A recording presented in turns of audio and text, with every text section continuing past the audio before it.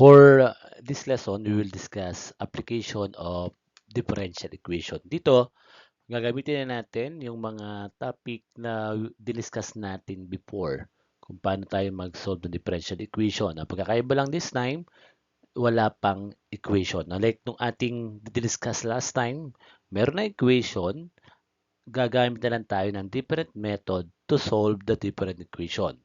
So ngayon, tayo ngayon ang maghahanap ng differential equation and then we will solve for that.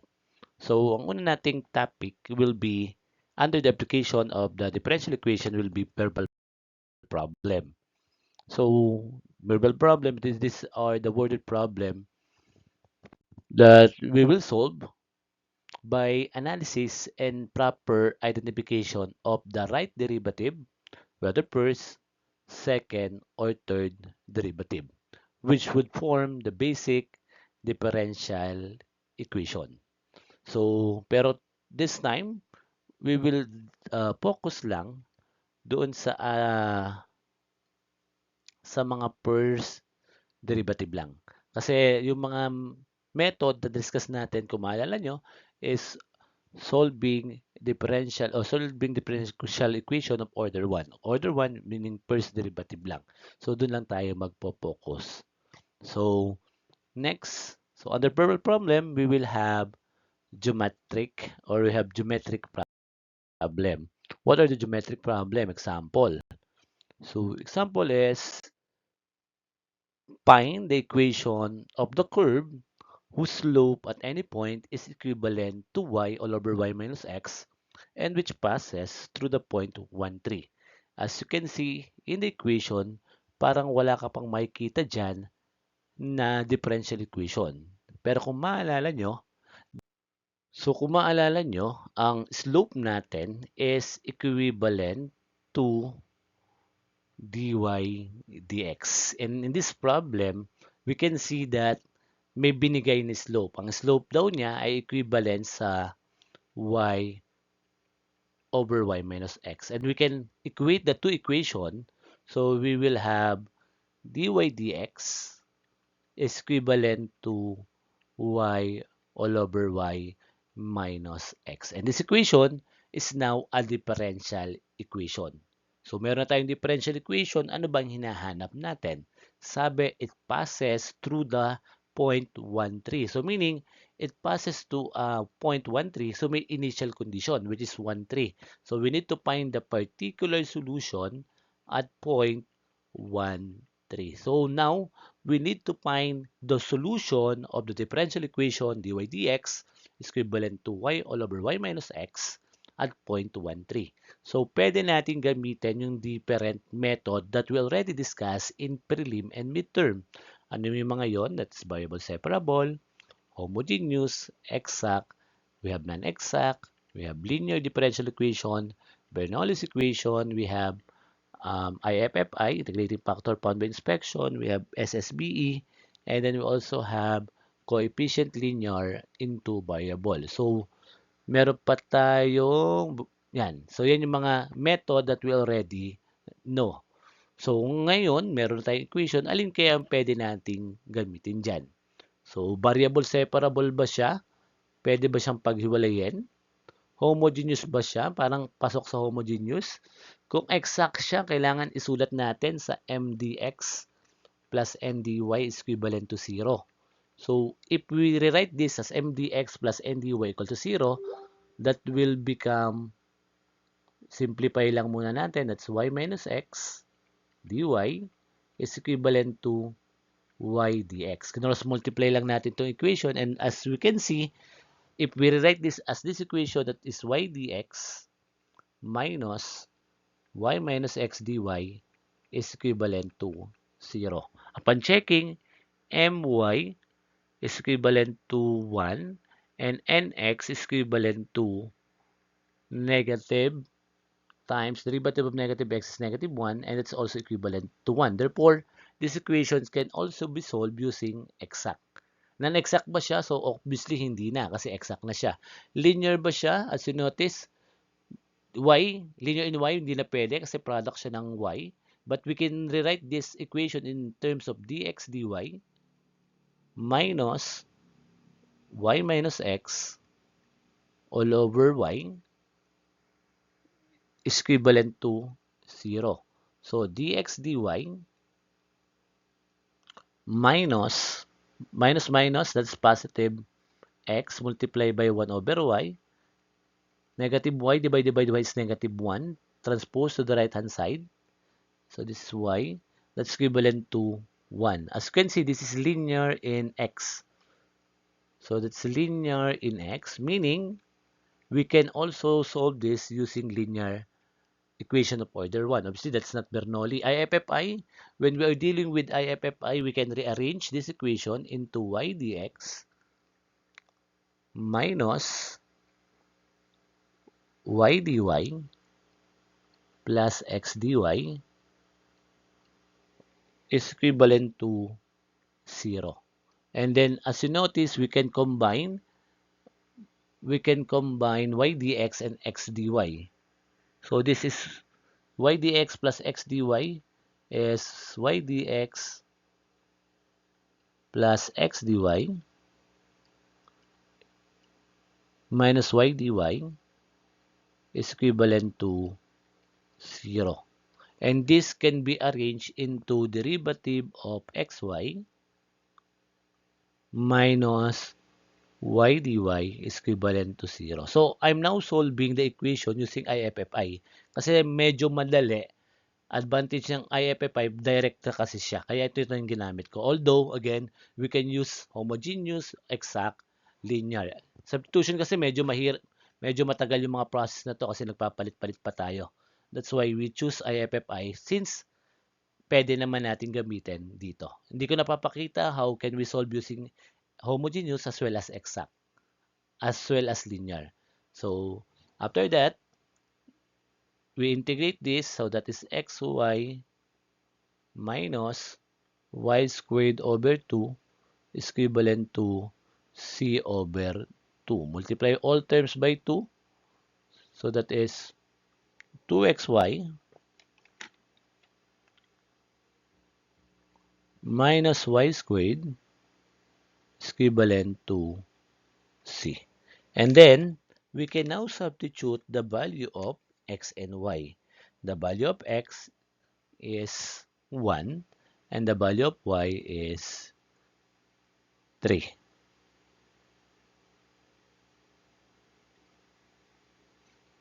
And then the value of c will be, this is c.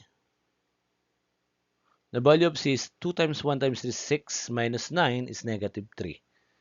So therefore, we can now substitute it to our general solution. So that's xy minus y squared. So we forgot 2 here. Is equivalent to negative 3. Okay? So we can arrange the equation. So in terms of y squared, ito ilipat ko sa kabila and then lipat ko sa kabila, and at 2xy plus 3. Okay, so this is the solution that we're looking, or this is the equation that we're looking in the problem 1. Kasi hinahanap dito ang equation ng curve na may slope na y minus x. So to check that, pwede mong kunin yung derivative nito, dapat lalabas ay ganito equation. And then, it passes through point 1,3. Pag sinubstitute mo yung 1,3, dapat masasatisfy niya yung equation. Okay? So that's how we solve verbal problem, one of the application in differential equation. Okay, now we'll proceed with another example. So for example number 2, this time, same. Katulad din halos ng number 1. But this time, we have different slope, equation ng slope, at saka iba yung point na dinaanan. So find the equation of the curve passing through the point 3, negative 2, and having a slope at any point xy equal to x squared plus y squared all over y cubed minus 2xy. Okay? So, next natin,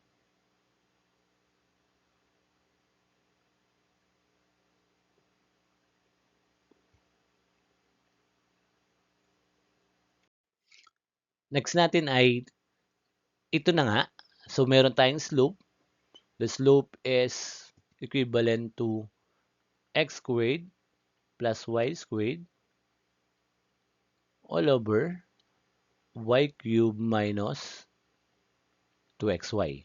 Sabi nga natin before, the slope is equivalent to dy dx. Okay? And then we have now an differential.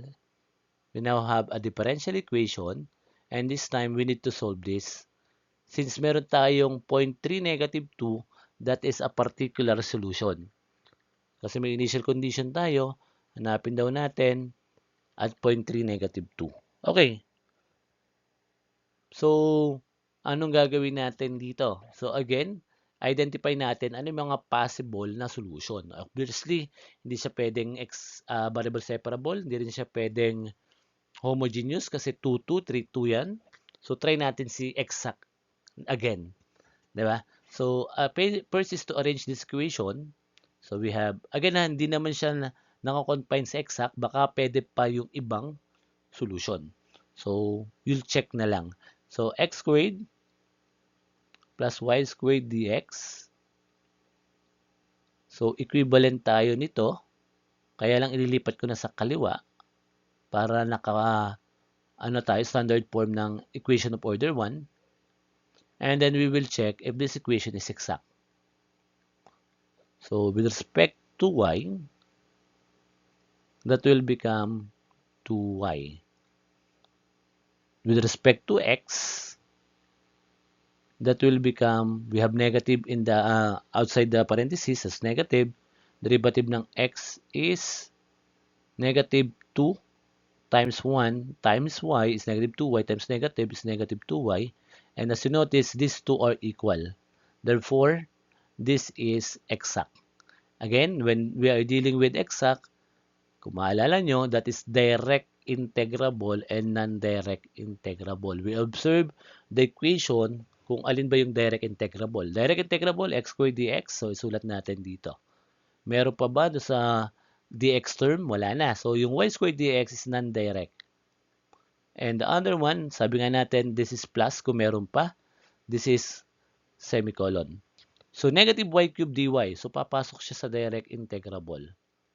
And then, we have negative times negative is 2xy dy. That's non-direct integrable kasi magkaiba yung variable. Okay. So now we will integrate all the direct integrable and we will integrate one of non-direct integrable lang. This is dy, sorry. So pili lang tayo dito. So ito na lang, mas madali ito. So plus integral of y squared dx is equivalent to 0. So in the integral of x squared dx is x cubed over 3. The integral of y cubed, this is dy rather, that's y to the fourth over 4 plus x y squared is equivalent to c. So, since 3 at 4 to, para hindi na tayo mag-multiply later, multiply natin, lagyan na natin ng 12 na denominator. Multiply by 12, that is 4x cubed minus 3y to the fourth plus 12